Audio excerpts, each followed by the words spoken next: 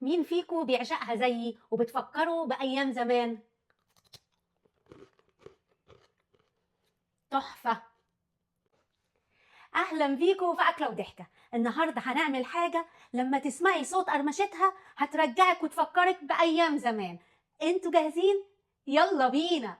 والمكونات اللي احنا هنستعملها النهاردة فول سوداني وسكر ومية بس كده. ودلوقتي أول خطوة لازم أعملها قبل ما ابتدي في الفول السوداني، أنا جبت صينية وهدهنها، جايبة زيت جنبي هدهنها زيت.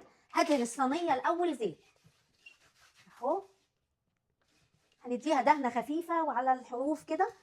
وهحط ورقة زبدة، مهم جدا تحطي ورقة زبدة. وانا دهنت من تحت عشان ورقة الزبدة بعدين وانا بحط الفول السوداني ما تتحركش معايا عشان تلزق ورقة الزبدة في الصينية. وهرجع ادهن ورق الزبدة من فوق كمان اهو. وهدهن دي كمان اللي هفرد بيها الخليط اهو، لازم ادهنها كله، هجهزه قبل الشغل. وكمان السكينة اللي هقطع بيها كمان هدهنها. وهنركن دول على جنب. وتاني خطوه هنعملها بعد ما دهنا الصينيه، جبت الفول السوداني. انا جايبه 750 جرام فول سوداني، جايباه متحمص وجاهز. وخدي بالك لازم يكون مش مملح، لو انت جبتيه ابيض يبقى لازم تحمصيه الاول. ويلا بينا على البوتاجاز. انا بس هشوحه كده عشان اطلع الرطوبه اللي فيه، قد 3 4 دقايق كده بس احس ريحته ابتدت تطلع. دلوقتي هعمل ايه؟ هنقله في الطبق اللي كنت حاطه فيه وهركنه على جنب اهو. ودلوقتي الخطوه بعد ما شوحنا الفول السوداني، جهزت سكر ابيض عادي، شويه ميه، بيكنج صودا، ملح، ليمون، وممكن تستعملي عصره ليمون، والعسل. ويلا بينا مره كمان على البوتاجاز. وفي نفس الحله مش هغيرها، هنحط ايه بقى؟ هنحط كوبايه ونص سكر من بتوع المعيار، وهنا الحراره هتبقى على المتوسط مش عايزينها عاليه اهو. انا هحط السكر هنا هننزل نص كوبايه ميه، حطيها كده بالراحه وما تقلبيش فيها خالص، ما تقربيش ليها. بصي بقاله بتاع 4 دقايق انا ما قربتش عليها. بصي المعلقه ما اتحطتش خالص فيه. انا هستنى لما السكر ده يدوب خالص ويبتدي ياخد لون ذهبي. اول ما يبتدي ياخد لون ذهبي ابتدي اقلب واحط بقيه المكونات. خدوا بالكم انا دهنت المعلقه زيت، ادي واحده دهنتها زيت عشان لما احط العسل العسل كله ينزل.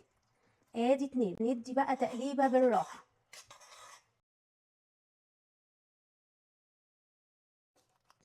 ملح الليمون هحط اقل من نص، ما تكتروش، دي نص معلقه صغيره، انا هحط يا دوبك على الطرف كده، حاجه بسيطه خالص.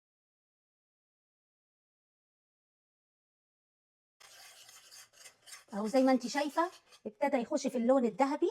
انا وطيت على النار شويه، انا مش عايزاه يتحرق ويديني مراره. دلوقتي عايزه اختبر اذا كان كويس ولا قبل ما احط الفول السوداني عليه. جبت شويه ميه ساقعه وحطيت فيها تلج، هنزل بنقطه صغيره اهو، بنقطه. بصي بقى هختبره ازاي. انا هحط ايدي، بصي حطيت ايدي، بصي ناشف بيتكسر، يبقى كده خلاص هو جاهز معايا. دلوقتي ادي نص المعلقه الصغيره، دي نص معلقه صغيره، انا خدت نصها بقى حطيت بيكربونات الصودا. والخطوه دي مهمه، بصي هيفور اهو، بصي الفوران اهو. وفي اللحظه دي هنزل الفول السوداني. هنا بقى محتاجين شويه سرعه، ولازم تتاكدي ان الفول السوداني اتغلف عشان لما تفرديه وينشف ما يقعش منك، هيقع لو ما غلفتوش كويس. انا هنزل بقى ايه بالخليط هنا، شايفين هنزل بالخليط. هدهنها تاني زيت احتياطي عشان لو ما دهنتيش زيت هتلزق معاكي اهو.